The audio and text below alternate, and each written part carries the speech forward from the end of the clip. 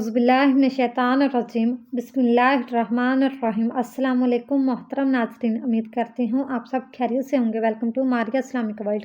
نماز تراویح کے بغیر روزہ رکھنا کیسا ہے؟ حضور اکرم صلی اللہ علیہ وآلہ وسلم کا فرمان مبارک۔ نماز تراویح کے بغیر روزہ رکھنے سے اللہ تعالیٰ اس انسان کا روزہ اس کے جاننے کے لیے ویڈیو کو مکمل ضرور دیکھیے گا۔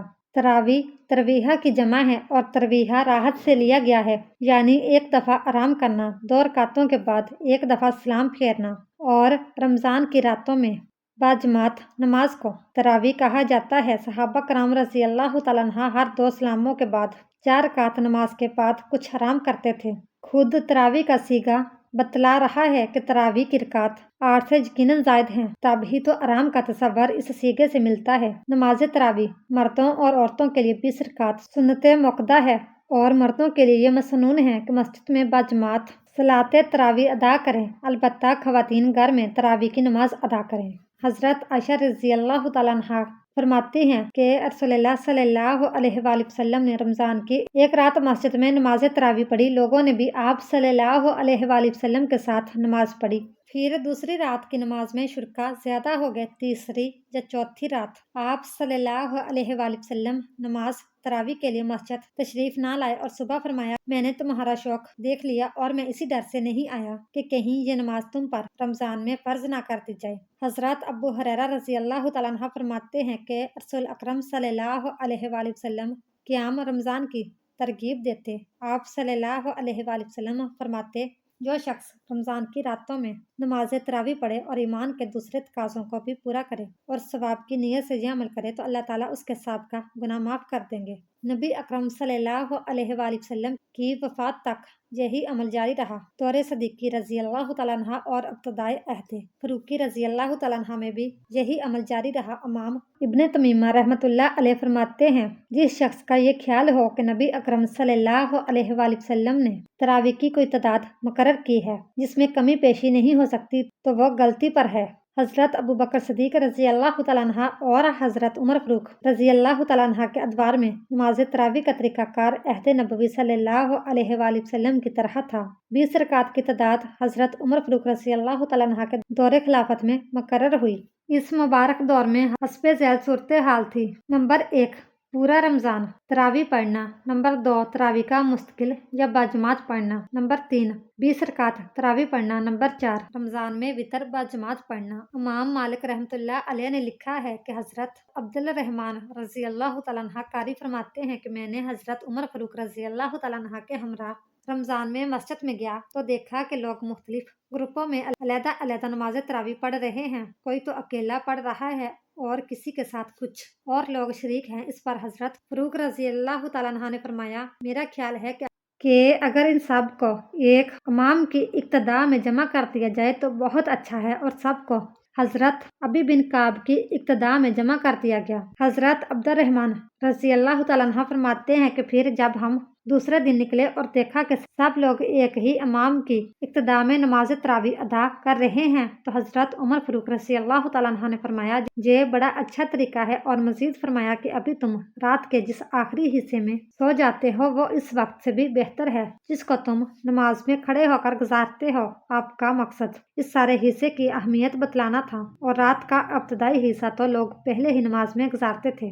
جب حضرت عمر فاروق رضی اللہ تعالیٰ عنہ نے سب صحابہ کرام رضی اللہ تعالیٰ عنہ کو حضرت ابی بن کعب رضی اللہ تعالیٰ عنہ کی امامت میں جمع کیا، اور حضرت عمر فاروق رضی اللہ تعالیٰ عنہ خلیفہ راشدین رضی اللہ تعالیٰ عنہ میں سے ہیں، جن کی بابت حضور نبی کریم صلی اللہ علیہ وآلہ وسلم نے فرمایا کہ میری سنت اور میرے ہدایت یافتہ خلفائے راشدین رضی اللہ تعالیٰ عنہ کی سنت پر عمل کرو اور اس کو داڑھوں کے ساتھ مضبوطی سے پکڑے رکھو۔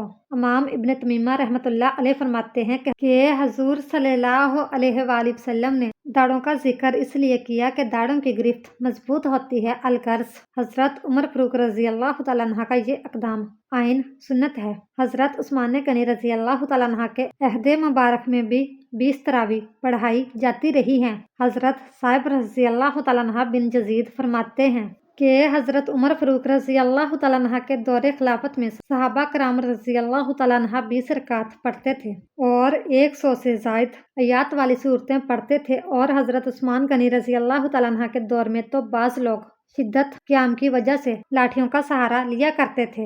रमज़ानुल मुबारक एक बाबरकत महीना है। इसमें जितनी इबादत की जाए कम है। इस मुक़द्दस महीने में एक रकात का सवाब कम से कम 70 गुना और इख़लास व खुशू की मुनासबत से 700 गुना तक बढ़ा दिया जाता है। लिहाजा यही कोशिश होनी चाहिए कि ज़्यादा से ज़्यादा नेकियों का ज़ख़ीरा किया जाए। 20 तरावी पढ़ने वाले को इस माह में कम से कम 42,000 रकात का सवाब मिलता है। मज़ीद वजाहत कर देना चाहती हूँ कि तरावी 8 नहीं है बल्कि 20 हैं, जैसा कि ऊपर तफसील से बयान कर दिया गया है। रमज़ानुल मुबारक में नबी करीम सल्लल्लाहु अलैहि वसल्लम का क़याम इतना तवील होता था कि कदम मुबारक सूज जाते थे। हज़रत अबू हुरैरा रज़ी अल्लाह तआला अन्हु से रवायत है कि रसूलुल्लाह सल्लल्लाहु अलैहि वसल्लम ने इरशाद फरमाया कि जिस शख्स ने ईमान की हालत में सवाब की नीयत से रमज़ान का क़याम किया, यानी रात को तरावी पढ़े, इसके पिछले गुनाह माफ़ कर दिए जाते हैं। बुखारी मुस्लिम।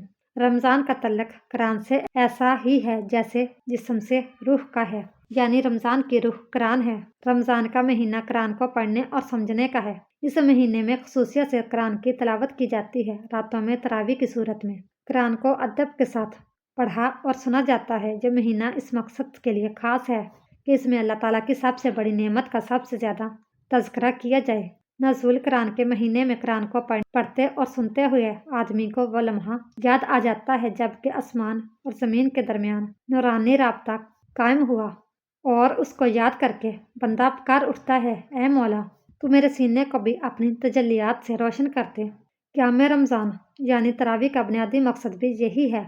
नमाज तरावी की पाबंदी से कम इतना ज़रूर हासिल होता है कि बंदा पूरा कुरान एक बार सुन लेता है। अल्लाह ताला के हजूर खड़े होकर अल्लाह का कलाम सुनने का बहुत बड़ा रूहानी फ़ायदा है। इस महीने में कुरान करीम का ख़त्म करना इस वजह से मसनून है कि कुरान करीम का नज़ूल इसी महीने में हुआ है। रमज़ान की रातों में नमाज तरावी इसलिए मुकर्रर हुई कि तिब्बी ख्वाहिशों की कमाल मुखालफत साबित हो, क्योंकि तबीयत रोज़े की सुस्ती, मेहनत और मशक्क़त को दूर करने के लिए इस्तराहत व आराम चाहती है। लिहाजा इसमें ऐसी इबादत का तकर्रर हो कि जिससे आदत व इबादत में वाज़िया फ़र्क नुमाया हो। माह रमज़ान नज़ूल बरक़ात व अनवार के लिए मखसूस है। लिहाजा इस महीने की रातों में भी ख़ास इबादत का तकर्रर हो, क्योंकि अक्सर बरक़ात व अनवार इलाही का नज़ूल रात ही को होता है। नमाज तरावी सुन्नते मुक़द्दा है और तरावी में एक मरतबा पूरा कुरान पाक पढ़ना या सुनना भी सुन्नते मुक़द्दा है। ये दोनों अमल अलहदा तो सुन्नते हैं, इसलिए जो लोग सूरतों के साथ नमाज तरावी अदा करते हैं और पूरा कुरान मजीद तरावी में पढ़ते हैं या सुनते नहीं,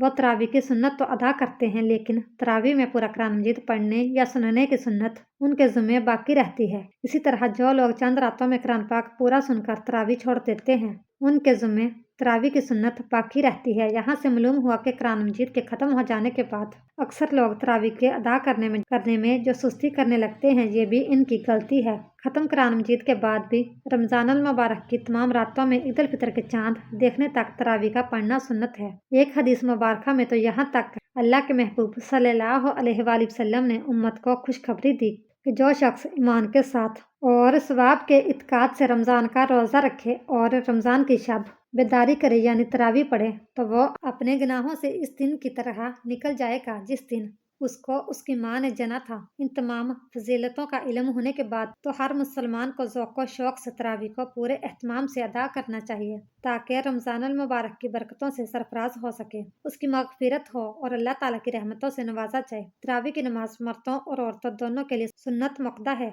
और बाइसे अजर है। बिला उज़र इसको छोड़ने वाला नाफरमान और गुनाहगार है। ताहम अगर कोई रोज़ा रखे और तरावी ना पढ़े तो उसका रोज़ा हो जाता है। रोज़ा अलग इबादत है और तरावी मुश्किल अलग इबादत है। लिहाजा अगर किसी ने रोज़ा रखा और तरावी अदा नहीं की तो उसका रोज़ा तो अदा हो जाएगा, लेकिन बिला उज़र तरावी छोड़ने की वजह से गुनाहगार होगा। वक्त वल्लाहु आलम। अल्लाह पाक हमें बेहतर अमल करने की तौफीक अता फरमाए और हमें नेककारों में शामिल करे। इस तरह की मज़ीद इस्लामिक वीडियो देखने के लिए हमारी वीडियो को लाइक, शेयर और चैनल को सब्सक्राइब ज़रूर कीजिएगा। Thanks for watching.